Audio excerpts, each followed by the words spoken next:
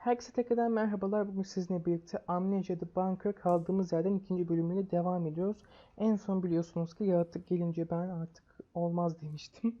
Ve o da videoyu bitirmek zorunda kalmıştım. Şimdi de oradan devam ediyoruz. Yaratık gelir mi, öldürür mü şu an hiçbir fikrim yok. Ne yapacağımla ilgili de bir fikrim yok açıkça söylemek gerekirse. Şu an gidip tek yapmak istediğim şey benzin koymak.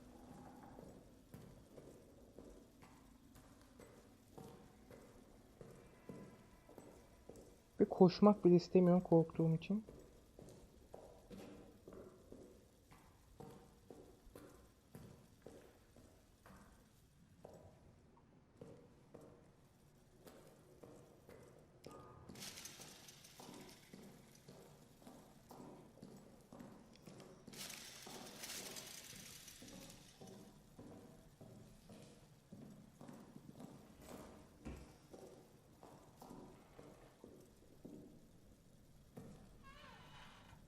Ya, konuşamadım yani. Yalnız çok karanlıktı oralar. Elektrik gitmiş orada galiba. Şu an fuel var mı yoksa bitti mi?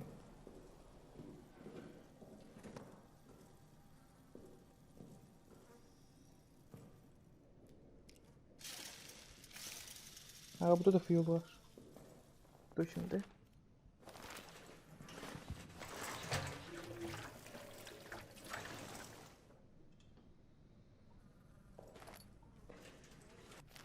Burada fragmanlarda bir de 3-4 ölmeyi gösterdiler yani. Ölmek doğal bu oyunda.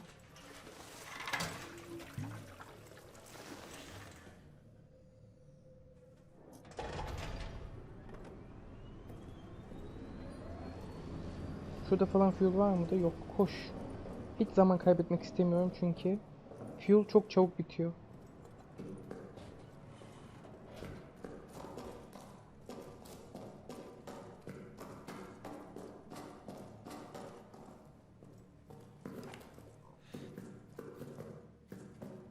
Buradan geçerken sürekli kayıt ediyor galiba. Öyleyse iyi.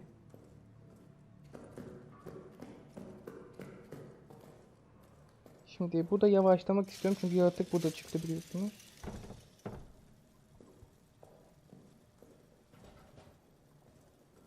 Şuradan geldi.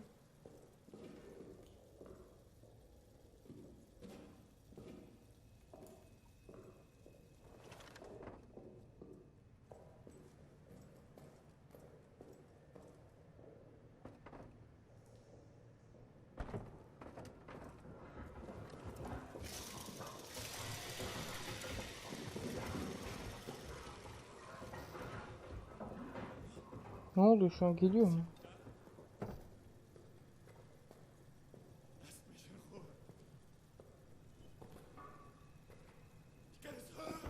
Az önce ışık fuel bitti diye mi geldi acaba bu da var.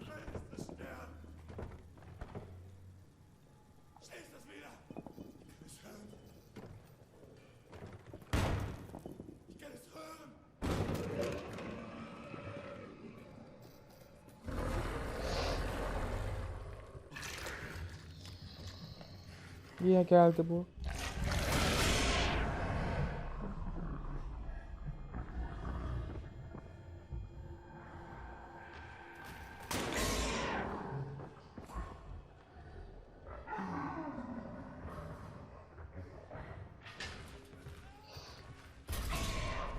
Git. At şunu artık.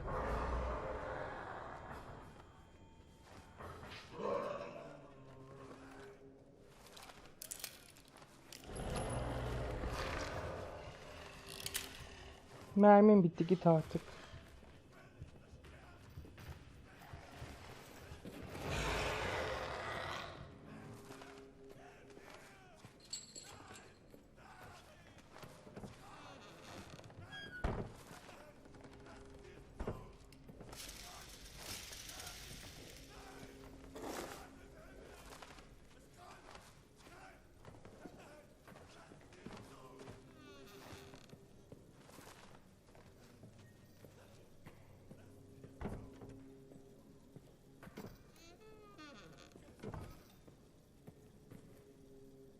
Burada da fuel var.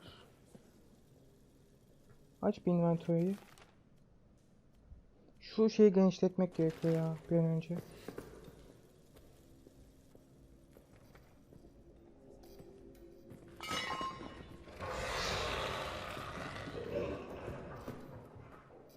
Bir dakika. Lassen Sie es zu! Schließt es wieder! Ich will nicht, dass sterben! Es kommt! Ha öldürmemiş ve bunu tamam. Bitte! Schließt es wieder! Bitte! Bitte!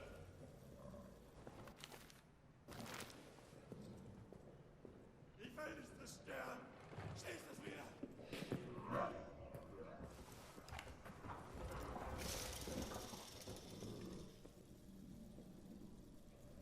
Oyunda alınacak bayağı şey vardı işte.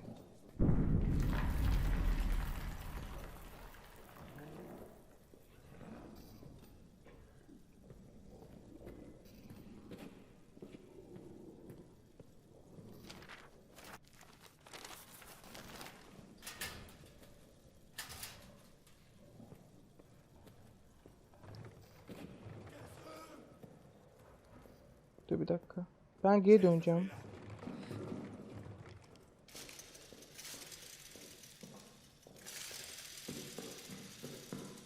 Çok ses yapacağım, yapabileceğim bir şey yok.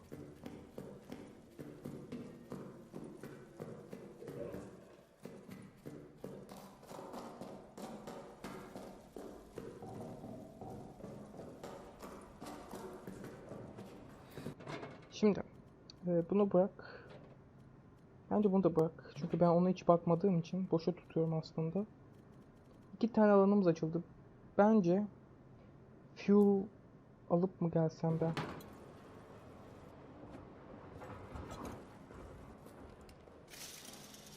Bu da çıkmıyor da o da çok çıkıyor bu. Modumuz yok değil mi? Burada mermim kalmadı.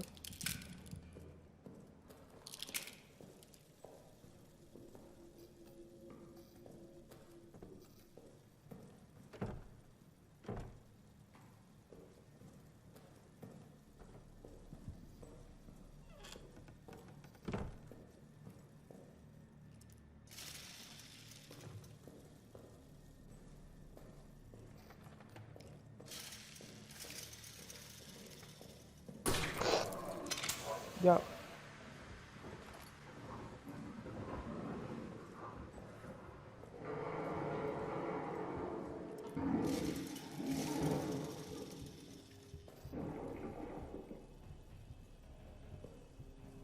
gelmiyor değil mi?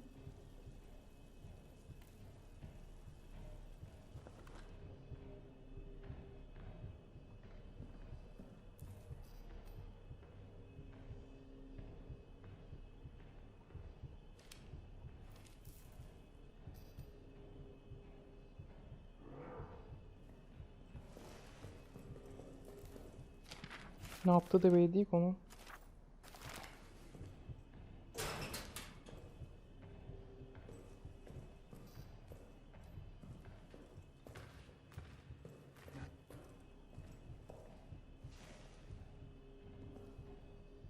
Bir ayak sesi geliyor ama.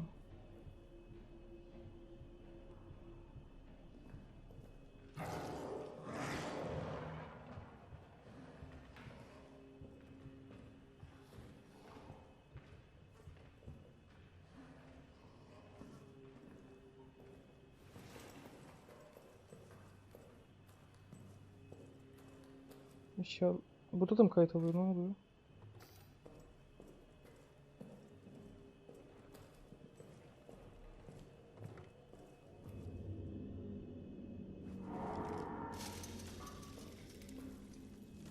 What? Keep out. Aa tamam çıkmasınlar. Burada farelerin olduğu yerdeyiz şu an.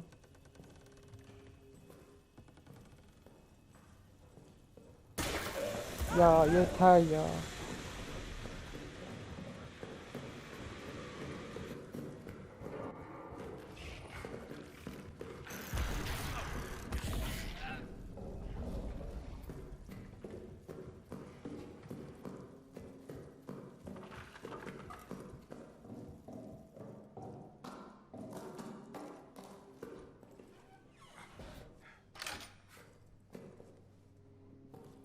dakika, kayıt al.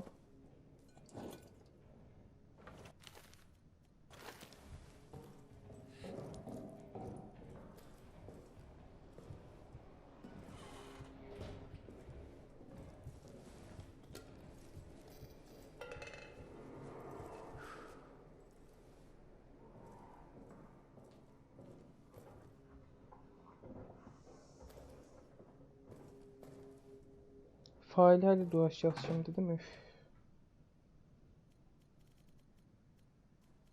Fuel varmış yanımda. Şu eti al bakayım. Ya da bombayı al, bombayı.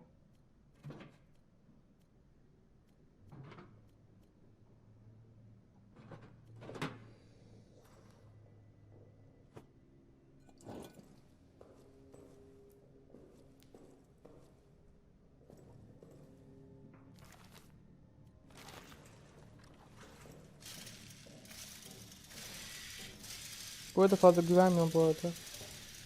O burada gelir.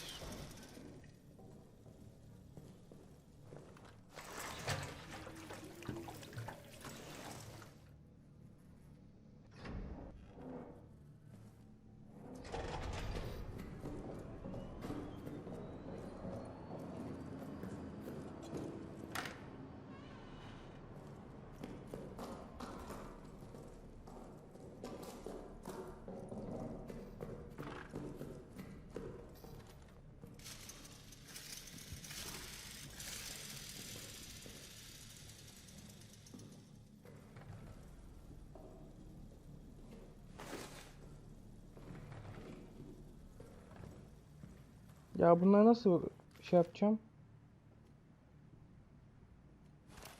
Ha, molotof yaptım.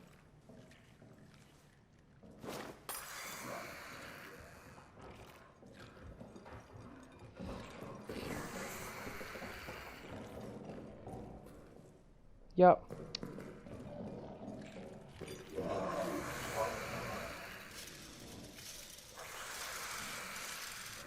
kaçın fareden hadi ya. Ay, kaçın fareden. Ne yapacağım ki ben bunları?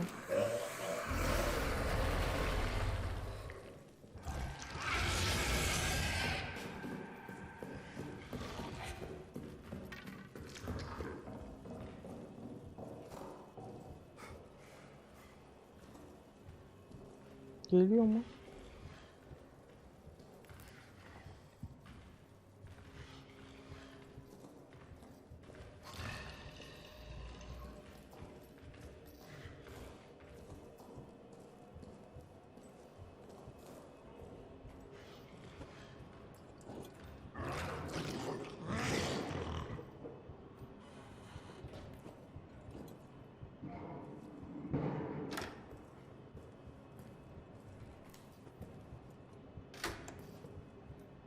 Nerede o?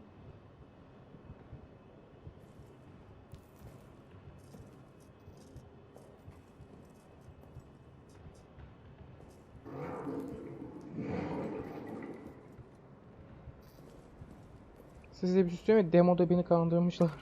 Demoda hiç yoktu bu. Hiç çıkmıyordu. Sadece elini gösteriyordu.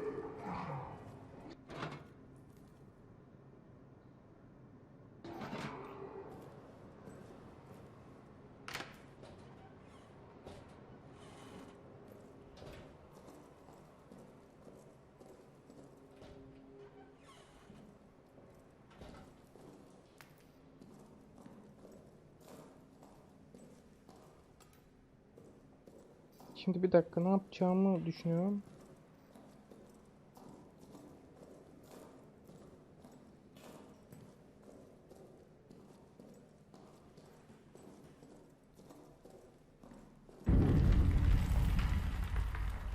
Tamam.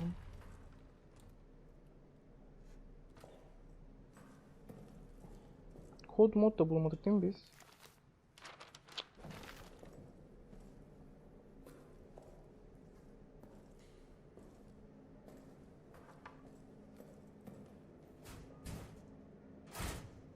Ha bak, burada çanta varmış.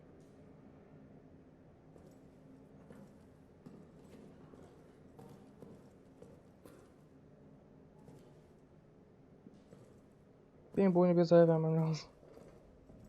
Şuradan çıkar mısın?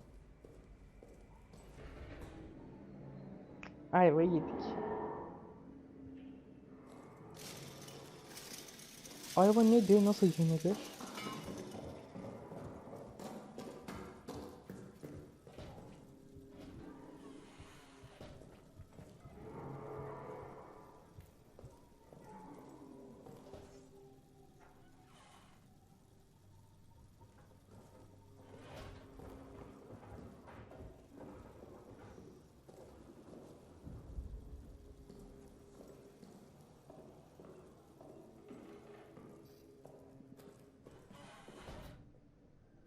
Gitti bakalım.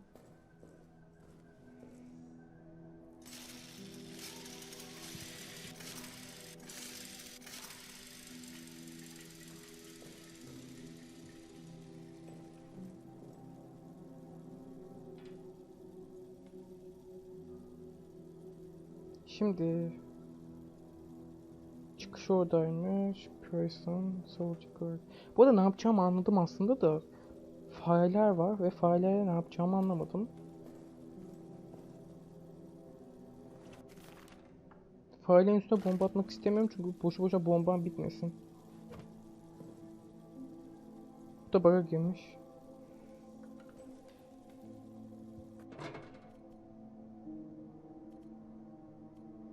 Kayıt almayacağım çünkü son kaydettiği yer güzeldi. Oradan devam ederiz. Şimdi düşüneceğim. Üstlerine gitsem farenin yiyecekler bu sefer daha fazla gelecek aşağı kat, öteki kata gitsek hani o yaratığın en çok çıktığı yere, orada da yapılacak bir şey yoktu diye hatırlıyorum ben. Sanırım illa fareden oradan gideceğim ben diye düşünüyorum. Bir bakalım.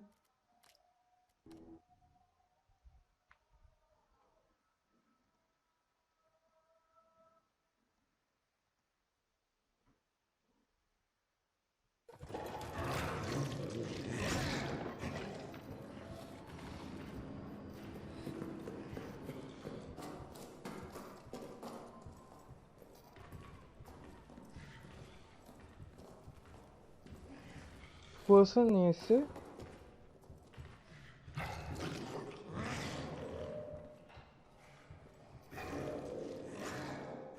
Bir dakika, ben burayı bilmiyorum. Dur şurada.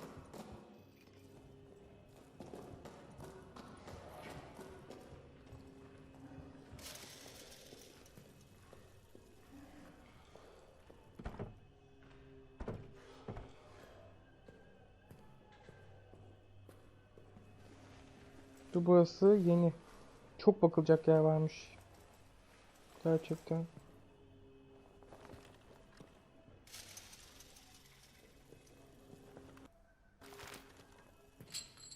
Buraya şey lazımmış, tamam.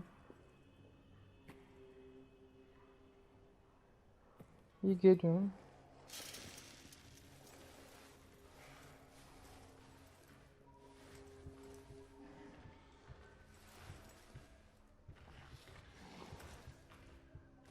Geliyor.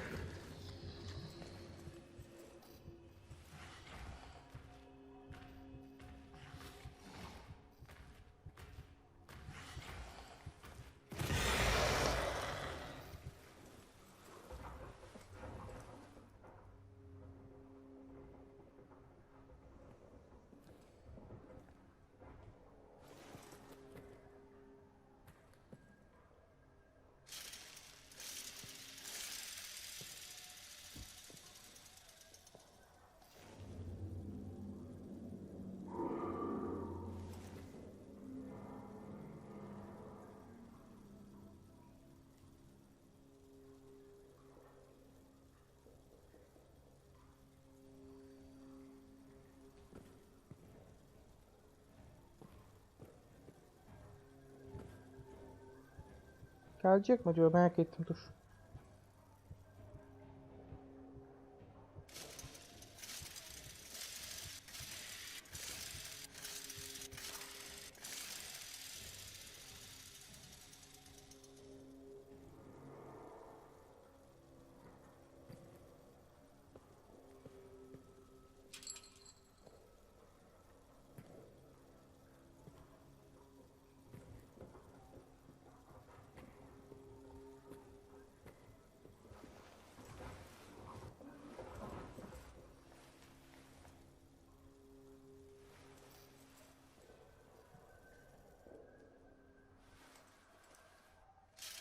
Sadece etrafa bakacağım, dur çık.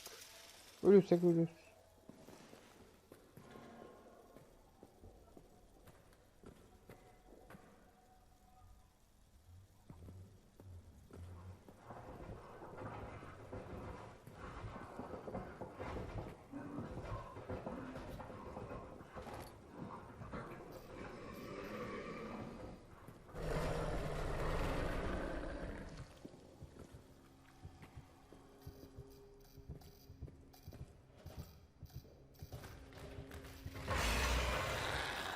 Geldi.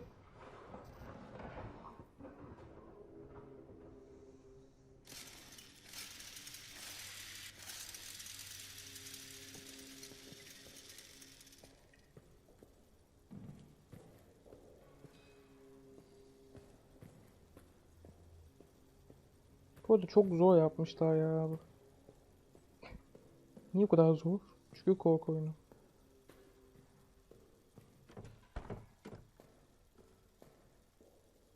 Asıl soru ben niye oynuyorum aslında?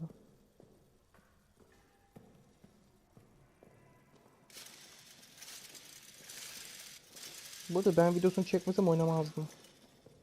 Hiç sevdiğim aslında korku oyununu pek sevmem.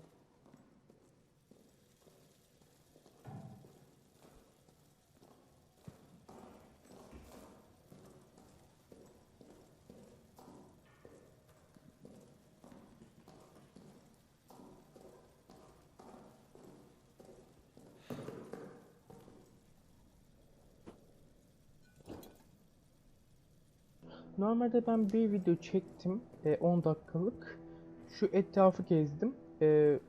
Farklı bölgelere gittim.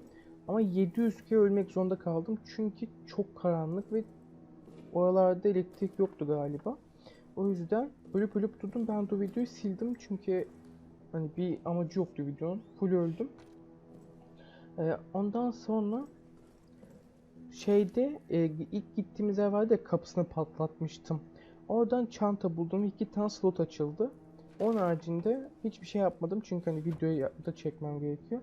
Onun da yapmamın sebebi dediğim gibi videoda olmam. Ama videoyu sonra sildim. Çünkü boş bir video oldu. Boş izlemenizi istemedim. Şimdi elimde bir tane fuel var. Bunu gidip koyacağım.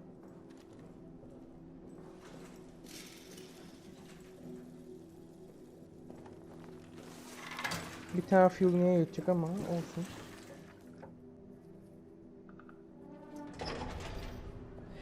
Bu arada şu anda şöyle yapacağım. Fuel bulduğum gibi hemen alacağım. O yüzden öyle bir karar, haberiniz olsun. Şimdi bir sen şu haritaya bakalım.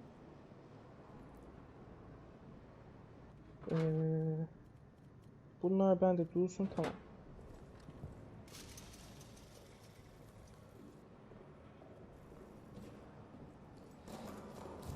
Buradan gidecek bir yer yoktu.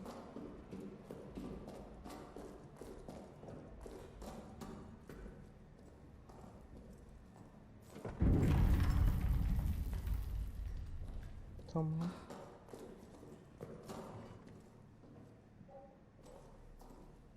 Aa, burası mı açıldı? Bir dakika. Burası nasıl açıldı ki? Burası kapalıydı. What? Neyse, açılmış. Bir şey tetikledim büyük ihtimalle. Bu arada o 10 dakikalık videoda fareler de geldi, haberiniz olsun. Artık oyunda fareler de var. Bir de onlarla uğraşacağız. Şu deliğe fazla yak. Şu ne? Ha, şurada fuel var. Birazdan koyarız onu, bir dakika.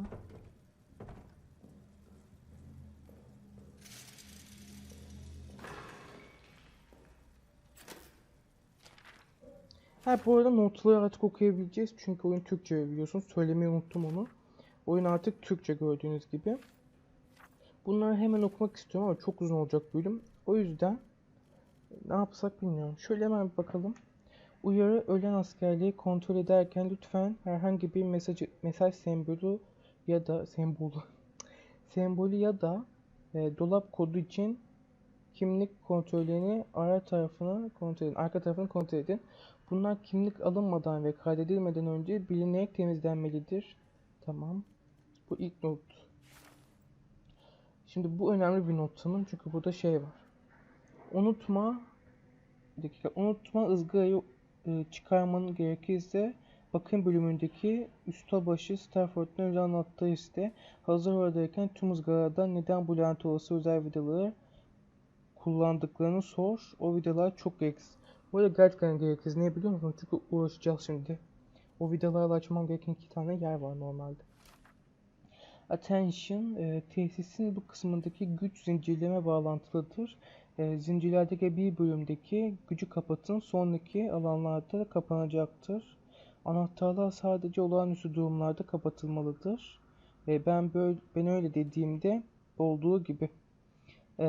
Şakalar ve disiplinsizlikler doğrudan Reyna'da rapor edilecektir. Ustabaşı Stafford. Tamam. Bu hangi not ki? Tamam. Yakıt ve ateş. Bak bu önemli işte. Jeneratör yakıtı son derece yanıcıdır. Yakıtın yakınında ateş yakmayın. Yakıtın yanında herhangi bir silahla ateş etmeyin. Tanrı aşkına yanında sigara bile içmeyin. Sadece sağlam metal kutularda saklayın. Cam oldukça kolay kırılıyor. Dökülürse alanı hemen silerek temizleyin ve ardından bezleri sığınağın dışına çıkıp atın. Okey, bunu öğrenmemiz iyi oldu. Roma Tüneli güncellemesi 2 Mayıs 1916. Kimden? C.G. Joubert.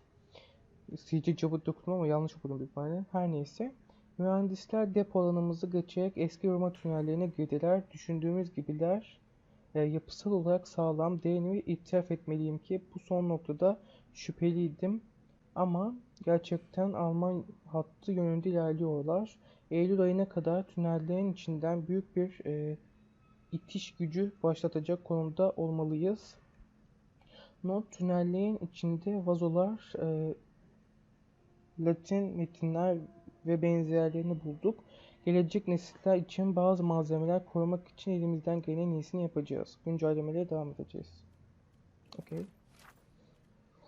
Çok uzun notlar bu arada. 16 Mayıs 1916. Lourde'dan almışız bunu. Geçen akşam 14 Mayıs mühendisler Roma tünellerinin haritasını çıkarmadan yardım etmekle görevlendirdim.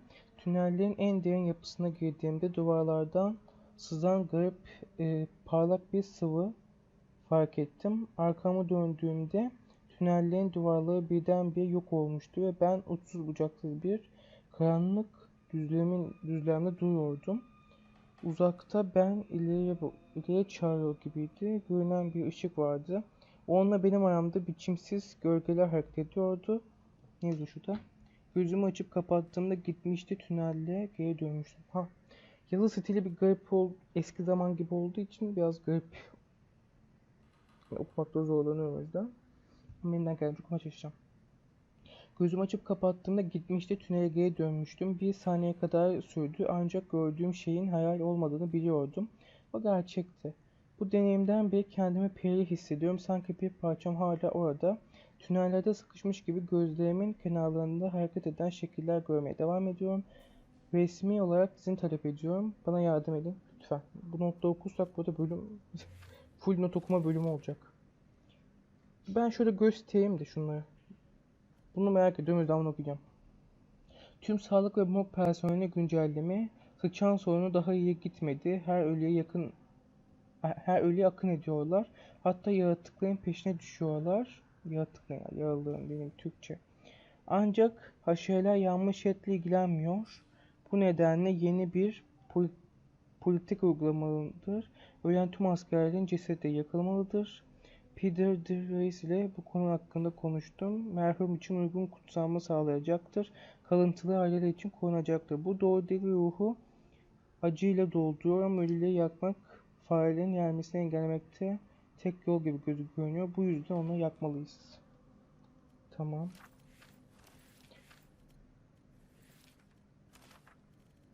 İşte şurada farelerde kaldık değil mi? Nerede fareler? Yani şurada kaldık. Şunları ben size göstereyim. Okumak isterseniz şöyle. Şunları da. Ben videodan sonra okuyacağım bunları. Çünkü çok uzun sürecek yoksa.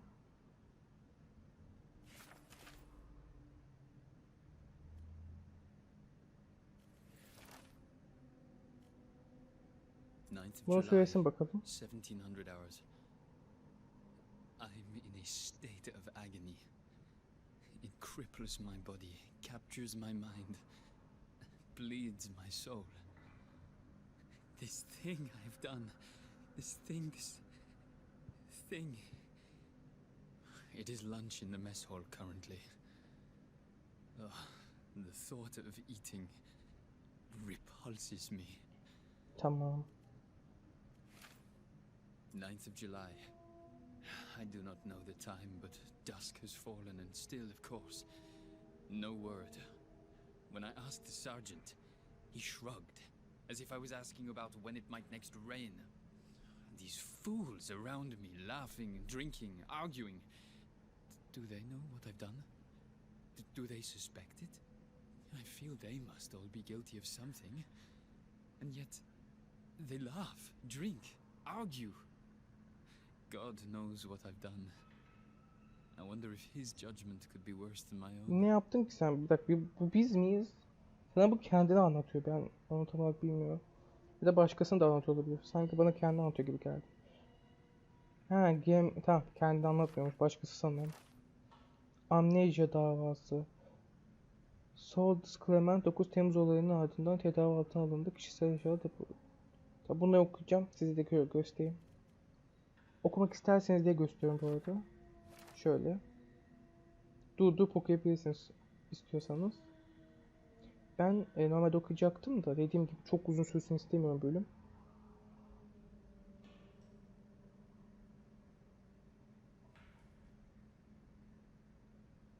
Şunu da.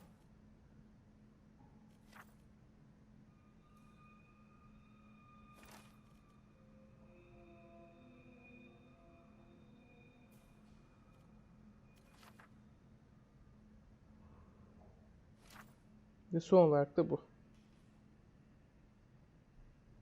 Şimdi Karbus'a devam ediyorum ben. Şunları ben şöyle tarihe göre ayarladım. Böyle sıralı olsun. Heh. Bu arada oyunda otokayıt yokmuş gerçekten. O yüzden ayvayı yedik. Burada ölürsen bir daha buradan başlamak zorunda kalacağım. Ay, buradan başlamak zorunda kalacağım diyorum. Eğer ki burada ölürsem ta öteki taraftan başlayacak.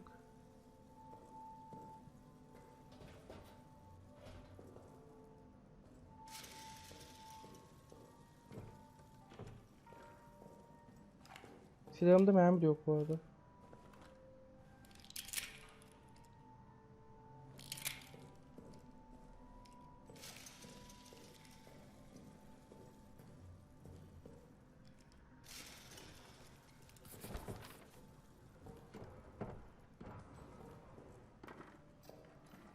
Ben geri döneyim çünkü yakıt bitecek bu gidişte. Sonra geliriz buraya. Koşmak istemiyorum şu anda.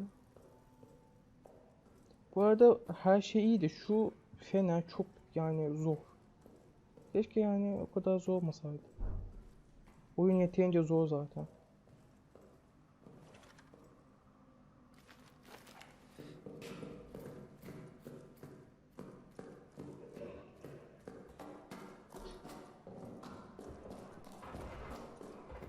Şu an deli gibi koşuyor o.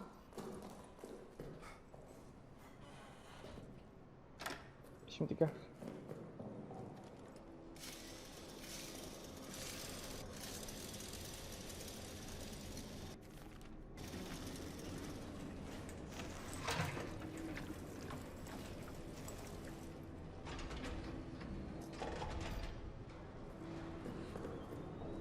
Başka nerede benzin vardı ya, hiç hatırlamıyorum.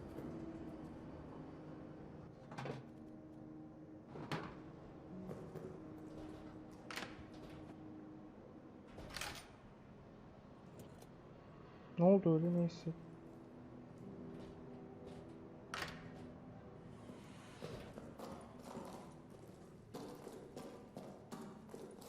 Şimdi koş bakalım.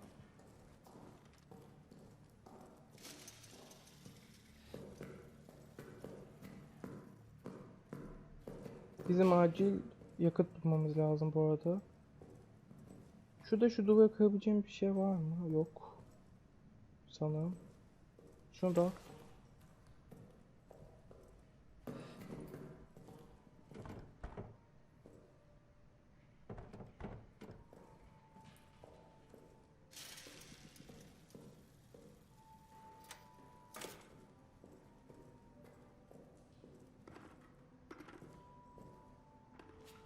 Bu arada oyunda zıplama varmış, onu bilmiyordum.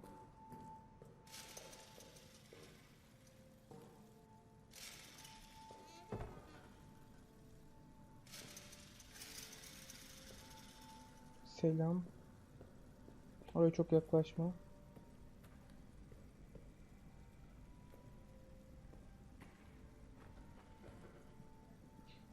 Yine şu fareler.